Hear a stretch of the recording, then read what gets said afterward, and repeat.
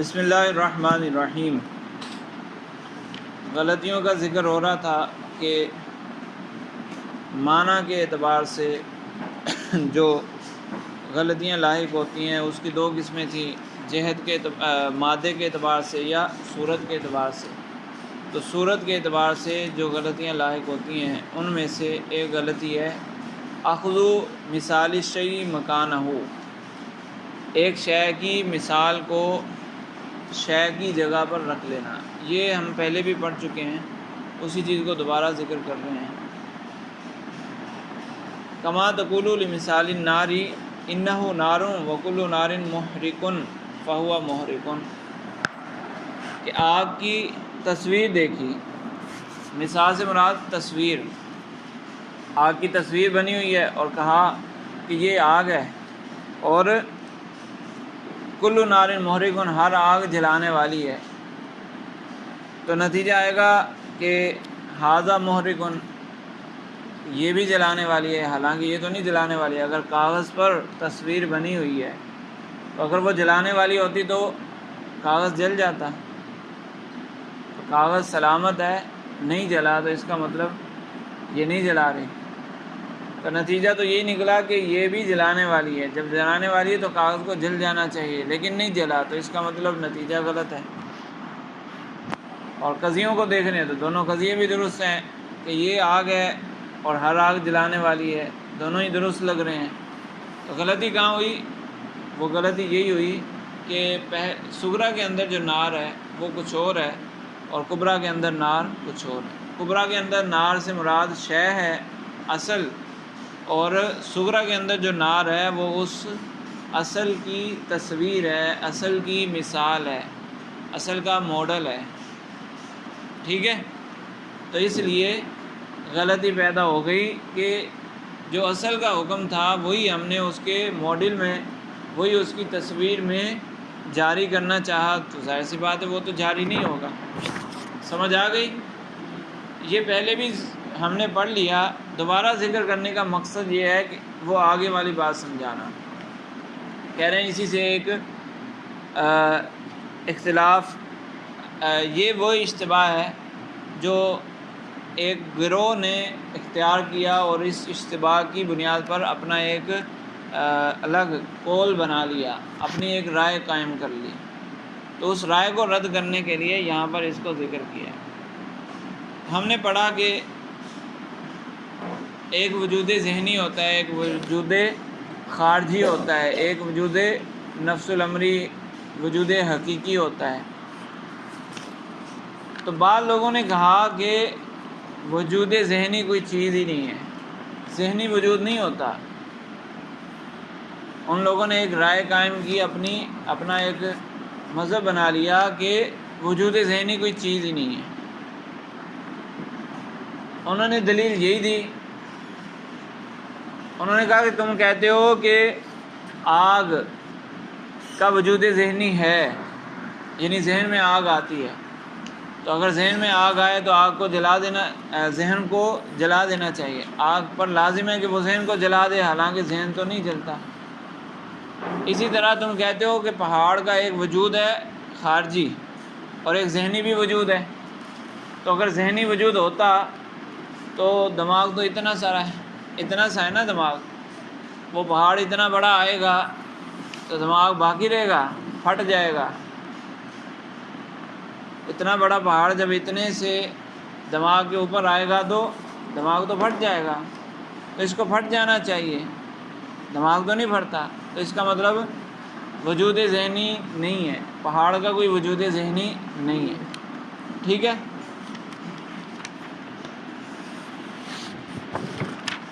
وہذا الاشتباہ، یہ وہ شبہ ہے، هو الذی احتج به المنکرون للوجود الذہنی، کہ جس شبہ کو دلیل کے طور پر پیش کیا ان لوگوں نے جو وجود ذہنی کا انکار کرتے ہیں۔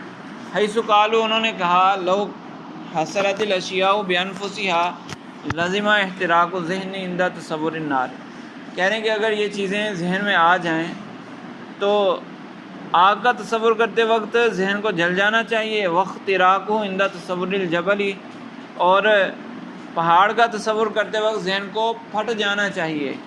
وَاتِّصَافُهُ بِالْبَيَاضِ وَالسَّوَادِ عِنْدَ تَصَوُّرِهِمَا، اور رنگوں کا تصور کرتے ہوئے ذہن کے رنگ بدل جانے چاہیے۔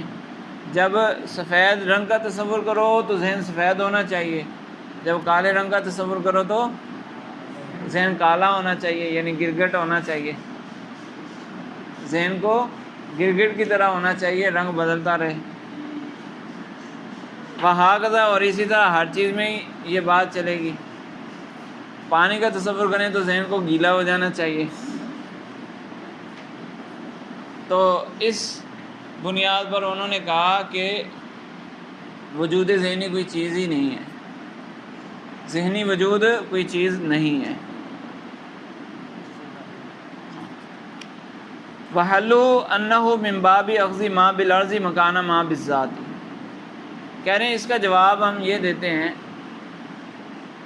دو طرح سے جواب دیا جا سکتا ہے۔ ایک تو وہی جو پیچھے ذکر ہو گیا کہ شے اور شے کی مثال دونوں کا ایک ہی حکم بنا دیا جائے تو غلطی لگے گی، کہ جو شے کا حکم ہوگا شے کی مثال کا، شے کے ماڈل کا، شے کی تصویر کا وہ حکم تو نہیں ہوگا۔ بلڈنگ بنائی ہوتی ہے، بلڈنگ جو بنائی جاتی ہے اس کا ایک ماڈل بھی تیار ہے، تو بلڈنگ میں رہائش رکھی جا سکتی ہے تو ماڈل میں تو رہائش نہیں رکھی جا سکتی، یا تصویر میں وہ بلڈنگ بنا دی تو تصویر میں تو رہائش نہیں رکھی جا سکتی نا، جو بلڈنگ اصل موجود ہوگی اس میں رہائش رکھی جا سکتی ہے۔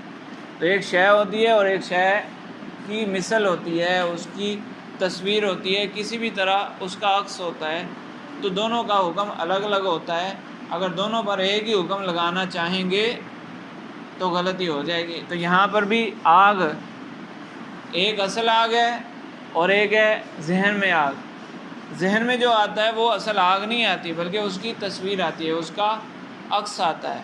تو جو اصل کا حکم ہے وہ عکس کا حکم تھوڑی ہے۔ اگر خود آگ ذہن میں آئے تو ذہن جلے گا یا نہیں جلے گا؟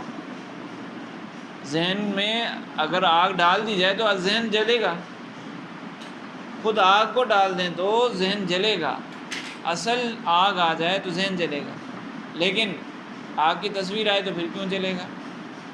تو ایک تو یہ بات ہو گئی کہ شے اور شے کی مثل کا ایک حکم نہیں ہوتا، اور دوسرا جواب یہ جو انہوں نے ذکر کیا کہ ایک بالعرض ہوتی ہے اور ایک بالذات ہوتی ہے، ایک چیز بالعرض ہوتی ہے، ایک بالذات ہوتی ہے، جس طرح پیچھے بھی پڑھا تھا نا، بالعرض اور بالذات کا فرق پڑا تھا، تو اسی طرح یہاں پر بھی کہہ رہے ہیں حلُّهُ أَنَّهُ مِن بَابِ أَخْذِ مَا بِالْأَرْضِ مَكَانَ مَا بِالذَّاتِ، ما بالعرض کو ما بالذات کی جگہ لینا، جو عرضی چیز ہے اس کو ذاتی چیز بنا لینا، یعنی ان الاحراق والخرق وغیرہما من العوارض التي تلحق الشیء اذا وجد بوجود اصلی خارج۔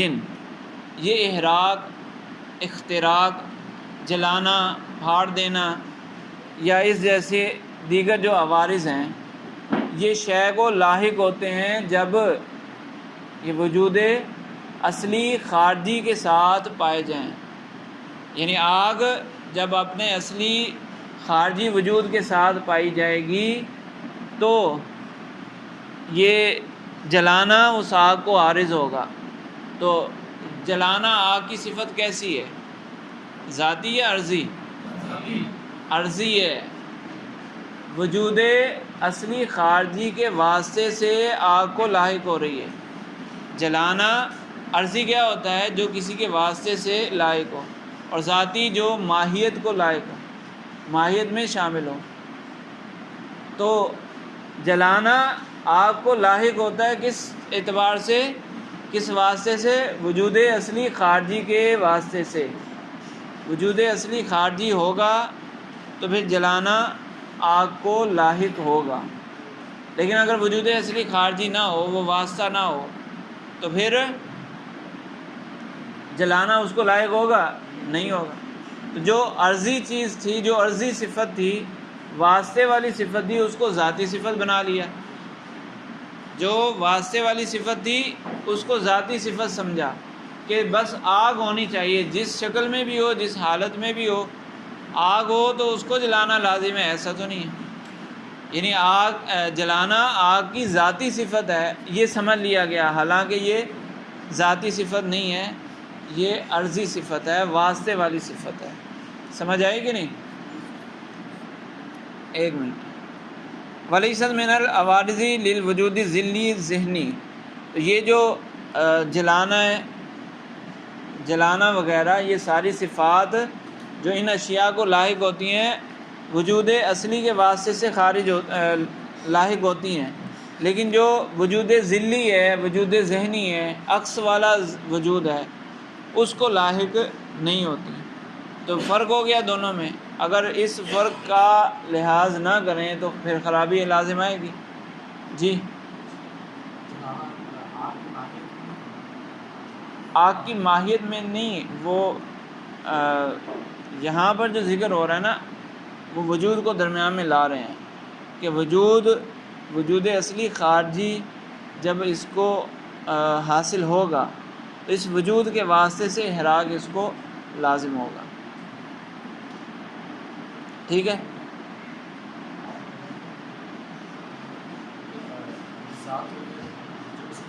ہاں، ماہیت میں وہ میں کہہ رہا ہوں نا کہ ایک اعتباری فرق ہوتا ہے، یہاں الگ اعتبار سے، الگ اینگل سے بات کر رہے ہیں، وہاں جب ماہر کی بات کی جائے گی وہاں الگ اینگل سے بات کریں گے۔ تو یہ دو جواب میں نے بتا دیے نا۔ اگر اس اعتبار سے دیکھیں کہ چونکہ ماہیت میں ہے، آگ کے جلانا جو ہے وہ آگ کی ماہیت میں ہے، تو وہ پھر پہلے والا جواب ہو گیا کہ جو ذہن میں ہے وہ آگ نہیں ہے۔ پھر یہ کہیں گے کہ جو ذہن میں ہے وہ آگ نہیں ہے بلکہ آگ کا عکس ہے۔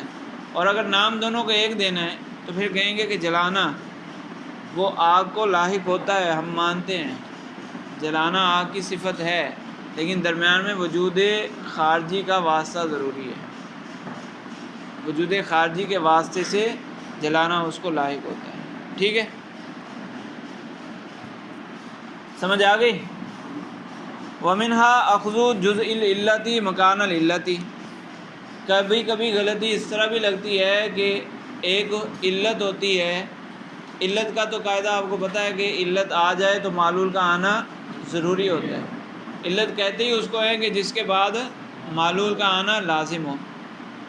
تو کبھی کبھار ایسا ہوتا ہے کہ علت ایک مجموعہ ہوتی ہے، تو جب وہ ساری چیزیں آئیں گی پوری جمع ہوں گی تو علت بنے گی، تو پھر معلول آ جائے گا۔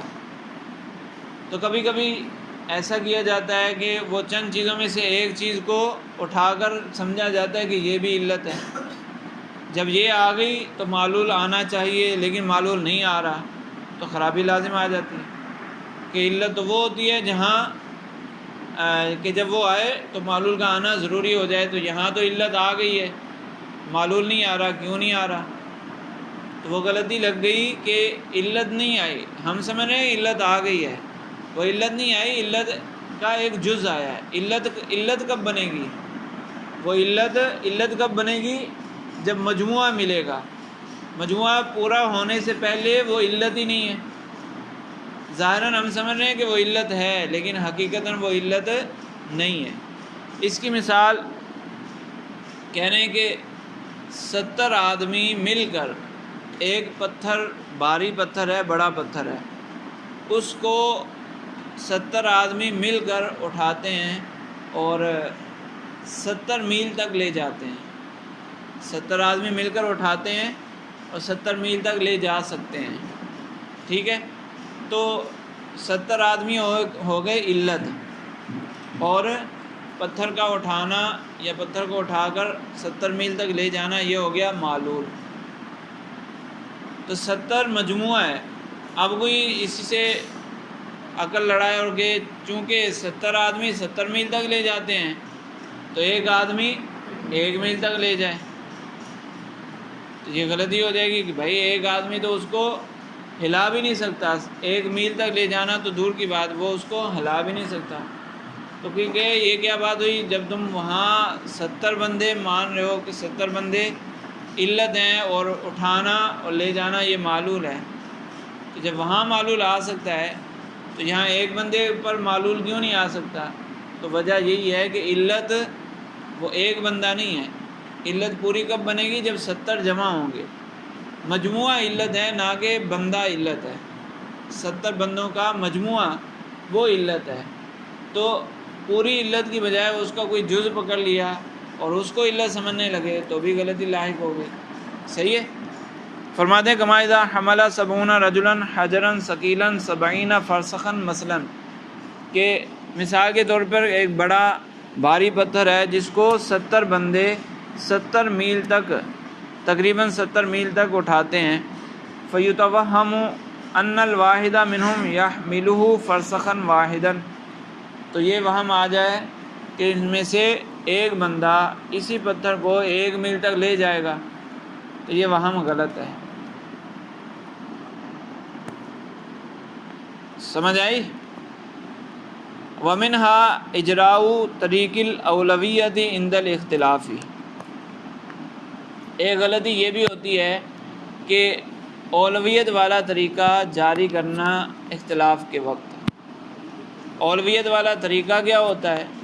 اولویت والا طریقہ یہ ہوتا ہے کہ جب ہم کہتے ہیں کہ فلاں شے کے لیے فلاں حکم ہے، تو دوسری فلاں شے جو ہے اس کے لیے تو بدرجہ اولا یہ حکم ہوگا۔ فلاں شے کے لیے یہ حکم ہے تو بدرجہ اولا پھر یہ بھی ہوگا۔ کبھی ایک ہی چیز میں ہوتا ہے کہ فلاں شے کا یہ حکم ہے تو یہ حکم تو بدرجہ اولا ہوگا۔ جب ایک چیز ناپاک ہے، ایک چیز نجس ہے، تو اس کو کھانا بدرجہ اولا ممنوع ہوگا۔ اس طرح کئی جگہ کیا جاتا ہے، اس کو کہتے ہیں طریق اولویت۔ یا جیسے آپ آپس میں کرتے ہیں، فلاں کو یہ چیز مل گئی تو مجھے تو بدرجہ اولا ملنی چاہیے، مجھے کیوں نہیں ملی؟ فلاں پاس ہو گیا تو مجھے بدرجہ اولا پاس ہونا چاہیے، میں کیوں پاس نہیں ہوا؟ یہ ہوتا ہے طریق اولویت۔ تو طریق اولویت جاری ہوتا ہے کب؟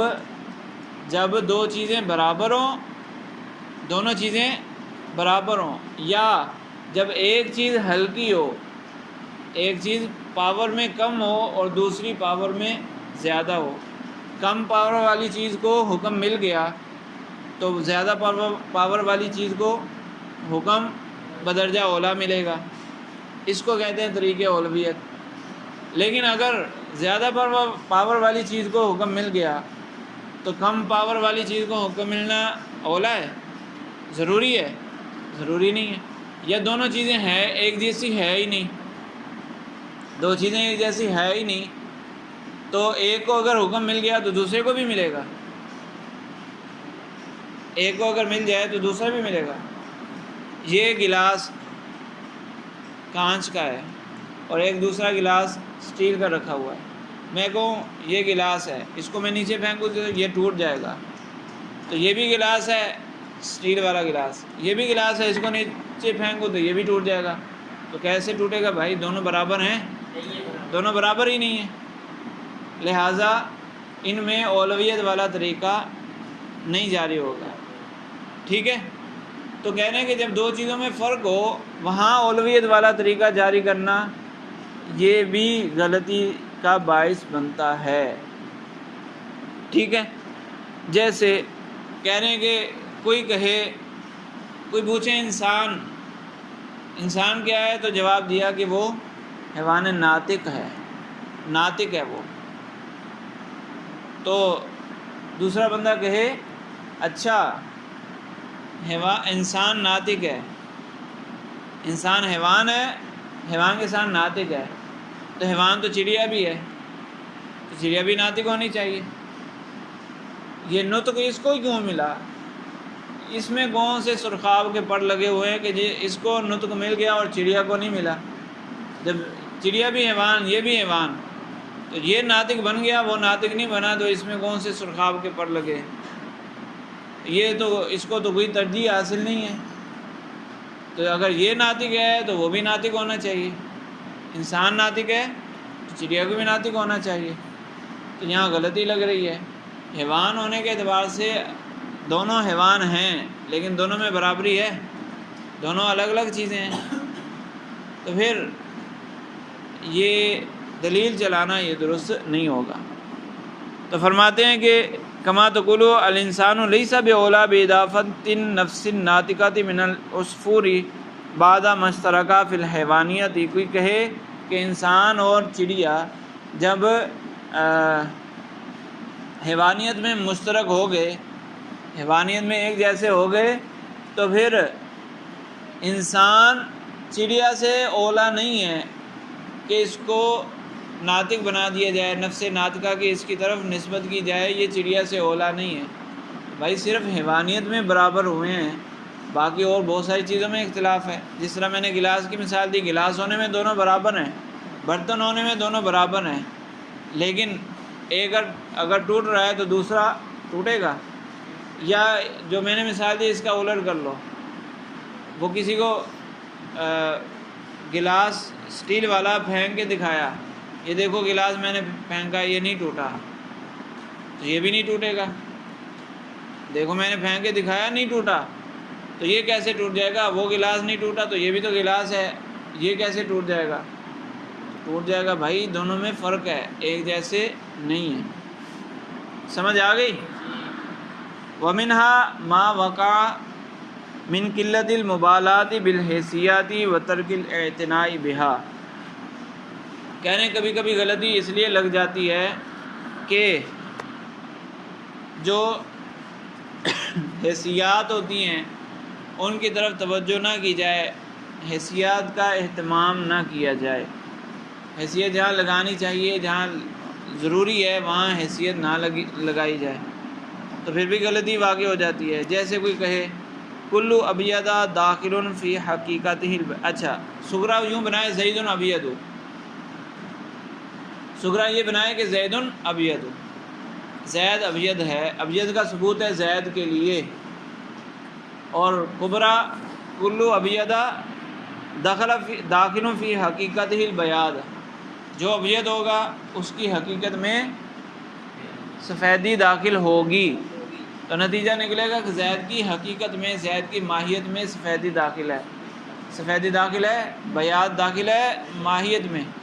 ماہیت تو حیوان ناطق ہے نا زید کی، تو اس میں بیاض تو داخل نہیں ہے، تو نتیجہ تو اس سے یہ نکل رہا ہے زید ابیض بھی درست ہے، زید ابیض کہنا بھی درست ہے، اور کلو ابیض داخل فی حقیقتہ البیاض یہ بھی درست ہے، تو نتیجہ تو غلط آ رہا ہے۔ تو وجہ کیا ہوئی؟ وجہ یہ ہوئی کہ حیثیت دونوں میں الگ الگ ہے۔ ابیض جو دو جگہ ذکر ہوا ہے دونوں کی حیثیت الگ ہے۔ زید ابیض ہے کس اعتبار سے؟ حیوان ہونے کے اعتبار سے، حیوان ہونے کے اعتبار سے وہ ابیض ہے، اور کلو ابیض داخل فی حقیقت البیاض، ابیض کی حقیقت میں بیاض داخل ہے، وہ کس اعتبار سے؟ ابیض ہونے کے اعتبار سے۔ ابیض کو من حیث الابیض دیکھا جائے، سفیدی کو بس سفیدی کے اعتبار سے دیکھا جائے، تو اس کی حقیقت میں بیاض داخل ہوگا یا نہیں؟ یعنی سفیدی صرف اس وصف کو دیکھا جائے، یہ کس کو لاحق ہے، کہاں پائی جا رہی ہے، یہ نہ دیکھا جائے، تو سفیدی کی حقیقت کیا ہوگی؟ اس میں سفیدی پائی جائے گی۔ تو صغریٰ کے اندر ابیض ہے من حیث حیوانیت یا من حیث الانسان، انسان زید ابیض ہے انسان ہونے کے اعتبار سے، سفید ہونے کے اعتبار سے سفید نہیں ہے، حیوان ہونے کے اعتبار سے سفید ہے، یعنی حیوان ہے تو اس لیے سفید ہونے کا وصف اس کو لاحق ہوا۔ اور کبریٰ کے اندر جو ابیض ہے اس میں ابیض من حیث الابیض ہے، کہ ابیض کو دیگر تمام چیزیں ہٹا کر صرف ابیض ہونے کی نظر سے دیکھا جائے، ابیض ہونے کی حیثیت سے دیکھا جائے، تو پھر کیا ہوگا؟ اس میں بیاض شامل ہوگی، تو حیثیت کا فرق نہ کرنے کی وجہ سے غلطی واقع ہو جاتی ہے۔ تو کہہ رہے ہیں کہ وَمَنْشَأُ الْغَلَطِ فِيهِ أَنَّ الْبَيَاضَ دَاخِلٌ فِي مَفْهُومِ الْأَبْيَضِ مِنْ حَيْثُ إِنَّهُ أَبْيَضٌ، کبریٰ کے اندر جو ابیض ہے، اچھا غلطی کیسے لگی؟ وہ اس لیے کہ کبریٰ کے اندر جو ابیض ہے اس میں جو حکم لگایا ہے نا کہ داخل فی حقیقت البیاض، یہ حکم اس اعتبار سے لگا کہ من حیث انہ ابیض، ابیض ہونے کے اعتبار سے، لا من حیث انہ حیوان و انسان، اس اعتبار سے نہیں کہ وہ حیوان ہو یا انسان ہو، ہر وہ آبجیکٹ جو حیوان ہو یا انسان ہو تو اس کی حقیقت میں بیعت داخل ہوگا، ایسا نہیں ہے، ٹھیک ہے۔ ومنہا، اسی طرح ایک اور غلطی، وہ غلطی کیا ہے؟ قولہم مماثل مماثلی مماثل، ایک شے کا مشابہ پھر اس کا مشابہ، ایک دوسرے کا مشابہ دوسرا تیسرے کا مشابہ، تو تیسرا پہلے کا مشابہ ہوتا ہے، یہ قاعدہ ہے، یہ قاعدہ پکا ہے، ایک دوسرے کا مشابہ دوسرا تیسرے کا مشابہ تو تیسرا پہلے کا مشابہ ہوگا۔ اسی قاعدے کو لے کر بعض اوقات غلطی لگ جاتی ہے۔ وہ کس طرح؟ کوئی کہے کہ انسان درخت کے مشابہ ہے، کھجور کے درخت کے مشابہ ہے، اور کھجور کا درخت پتھر کے مشابہ ہے، لہذا انسان پتھر کے مشابہ ہے، تو یہ غلط ہو جائے گا۔ کیونکہ یہ قاعدہ جو ہے، غلطی کیسے لگتی ہے؟ قاعدہ جو بنایا گیا وہ قاعدہ تب درست ہے کہ جب دونوں میں پہلی کا دوسرے سے مشابہ ہونا اور دوسری کا تیسرے سے مشابہ ہونا، جو جگہ مشابہت پائی جا رہی ہے نا، تو دونوں جگہ مشابہت ایک طرح سے ہو، ایک اعتبار سے مشابہت ہو۔ اگر مشابہت کا اعتبار بدل جائے تو پہلی شے دوسرے کے مشابہ اور دوسری شے ایک اعتبار سے، اور دوسری شے تیسری کے مشابہ کسی دوسرے اعتبار سے، تو تیسری پہلی کے مشابہ کیسے ہو سکتی ہے؟ جب مشابہت کا اعتبار ایک جیسا ہوگا تو پھر تیسری پہلی کے مشابہ ہوگی۔ تو یہاں فرق آ گیا۔ وہ کیسے؟ انسان مشابہ ہے کھجور کے درخت کے، کس اعتبار سے؟ لمبائی کے اعتبار سے۔ انسان بھی طول میں ہوتا ہے اور کھجور کا درخت بھی طول میں ہوتا ہے، اور کھجور کا درخت پھر پتھر کے مشابہ ہے، کس اعتبار سے؟ کہ کھجور کے درخت کے اندر بھی روح نہیں پائی جاتی اور پتھر کے اندر بھی روح نہیں پائی جاتی، تو اب پتھر اور انسان کیسے مشابہ ہو سکتے ہیں؟ جب تشبیہ کا جو اعتبار ہے، وجہ تشبیہ ہے، وہی تبدیل ہو گئی، تو پھر تیسری چیز پہلے چیز کے مشابہ کیسے ہو سکتی ہے؟ تو اس لیے غلطی واقع ہو جاتی ہے۔ ہاں تو پھر کہا جائے گا نا طوالت کے اعتبار سے یہ پتھر اس انسان کے مشابہ ہے، تو اعتبار اگر ایک ہو تو پھر یہ میں نے کہا نا کہ یہ قاعدہ تو سچا ہے، قاعدہ درست ہے، لیکن اس میں شرط یہ ہے کہ دونوں تشبیہوں کے اندر وجہ شبہ ایک جیسی ہونی چاہیے۔ جی، تشبیہیں دو ہوتی ہیں نا، ایک کی دوسرے سے تشبیہ اور دوسرے کی تیسرے سے تشبیہ، وہ تشبیہ آپ آگے بلاغت میں پڑھیں گے تو وہ دو تشبیہیں بنیں گی۔ چیزیں تین ہیں، تشبیہیں دو ہیں، دو چیزوں کے اندر ایک تشبیہ پائی جاتی ہے۔ ہاں، جس طرح آپ پڑھتے ہیں نا مضاف الیہ، چیزیں دو ہوتی ہیں لیکن اضافت تو ایک ہی ہوتی ہے، اور اگر تین آ جائیں تو کتنی اضافتیں ہوتی ہیں؟ دو اضافتیں ہوتی ہیں، پہلا مضاف ہے دوسرے کی طرف، دوسرا مضاف ہے تیسرے کی طرف، تو اضافتیں کتنی پائی جاتی ہیں؟ دو ہی ہوتی ہیں۔ تو نسبت تعلق کی بات ہے کہ تعلق دو ہی ہوں گے، چیزیں تین ہوں گی اور تعلق دو ہوں گے، صحیح ہے؟ اچھا، وَمِنْهَا قَوْلٌ مُمَاثِلٌ مُمَاثِلٌ نَحْوُ الْإِنسَانُ مُمَاثِلٌ لِلنَّخْلَةِ، انسان مشابہ ہے کھجور کے درخت کے، وَنَخْلَةُ مُمَاثِلَةٌ لِلْحَجَرِ، اور کھجور کا درخت یہ مشابہ ہے پتھر کے، فی کونی غیر ذی نفس، فی کونی غیر ذی نفس، اس کے ذی روح نہ ہونے کے اعتبار سے، فیلزم کونو زید جمادن، تو اب لازم آئے گا کہ زید بھی پتھر ہو یعنی غیر ذی روح ہو۔ ووجہ التغلیطِ، غلطی اس میں کیوں لگی؟ ان مواصلۃ النخلۃ للانسان فی امر، کہ جو کھجور کے درخت کی انسان سے تشبیہ ہے، مشابہت ہے، وہ ایک اعتبار سے ہے، وہ کون سا ہے؟ وہو الطول مثلا، ومواصلتها للحجر فی شیء آخر، اور درخت کی جو پتھر سے مشابہت ہے وہ ایک اور اعتبار سے ہے، ٹھیک ہے؟ وَمِمَّا يُوقِعُ فِي الْغَلَطِ أَخْذُ الْعَدَمِ اچھا یہ ایک اور غلطی ہے جی، آپ کچھ کہہ رہے ہیں؟ سمجھ آ گئی یہ چیز؟ سمجھ آ گئی؟ اب ایک اور غلطی ہے، وہ مما یوقع فی الغلطی، جو غلطی میں چیزیں ڈال دیتی ہیں ان میں سے ایک اور چیز کیا ہے؟ وہ یہ ہے اخذ العدمی المقابلی للملکتی مکان ضدی والنقیدی۔ دو چیزیں ہوتی ہیں، دو چیزوں میں جب آپس میں مقابلہ کروایا جائے، یعنی ایک دوسرے کے آمنے سامنے فرض کر کے دو ناموں کو ایک دوسرے کے ساتھ ملا کر دیکھا جائے تو اس کو تقابل کہتے ہیں۔ جس طرح آپ نے وہ نسبتیں نہیں پڑھی تھیں، چار نسبتیں، دو کلیوں کے درمیان چار نسبتیں، تو کلیوں کو ایک ساتھ رکھا جاتا ہے نا، دو کلیوں کو ان کے درمیان نسبت دیکھی جاتی ہے۔ تو اسی طرح کوئی بھی دو چیزوں کو ملا کر دیکھا جائے، ان کے درمیان تعلق دیکھا جائے، اس کو کہتے ہیں تقابل۔ تو اس کی پھر مختلف اقسام ہیں، اس میں سے ایک صورت یہ بنتی ہے کہ دو چیزوں میں سے ایک چیز عدمی ہے، ایک چیز وجودی ہے، ان دونوں کو ملا کر دیکھا۔ تو اب دو صورتیں ہیں کہ وہ وجودی اور عدمی، جو دو چیزیں ہیں نا، ایک وجودی ایک عدمی، تو یہ دیکھنا ہے کہ وہ وجودی عدمی کا محل بن سکتی ہے یا نہیں۔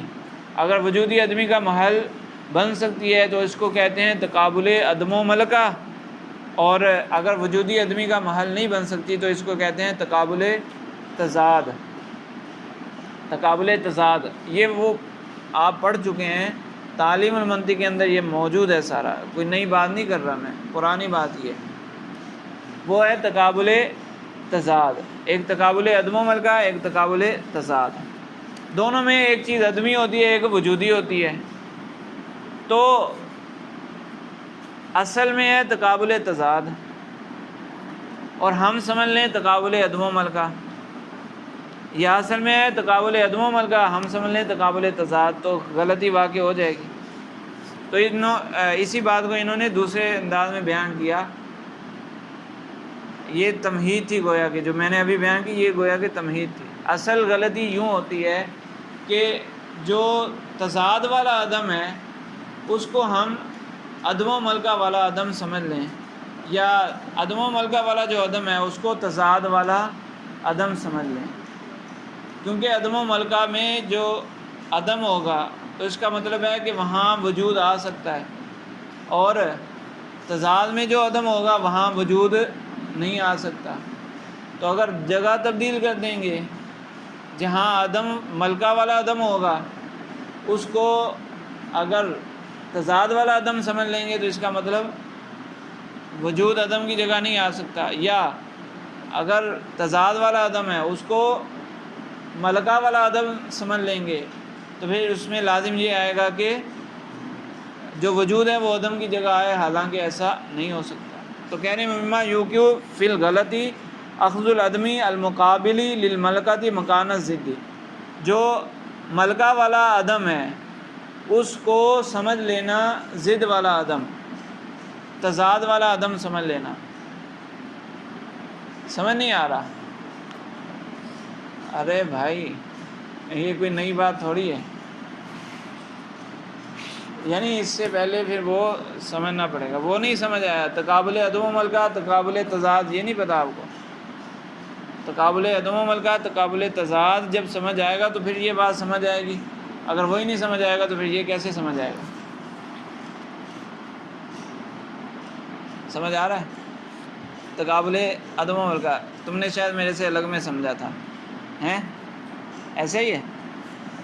اچھا، اس نے الگ سے سمجھ لیا تو اس کو سمجھ آ رہی ہے۔ پھر اب تو ٹائم پورا ہو گیا، میرا دوسری کلاس میں پیریڈ ہے، تو پھر کل اس کو سمجھ لیں گے۔ پہلے تقابل تضاد، تقابل عدم و ملکہ وہ سمجھیں گے تو پھر یہ چیز سمجھ آئے گی، لہٰذا کل پھر اس کو سمجھ لیں گے۔ لیکن اس کے لیے پھر ضروری ہے کہ آپ تعلیم المنطق سے اس کو کچھ دیکھ لیں۔ تعلیم المنطق میں یہ پورا لکھا ہوا ہے، بتا دینا بھائی کہاں لکھا ہوا ہے۔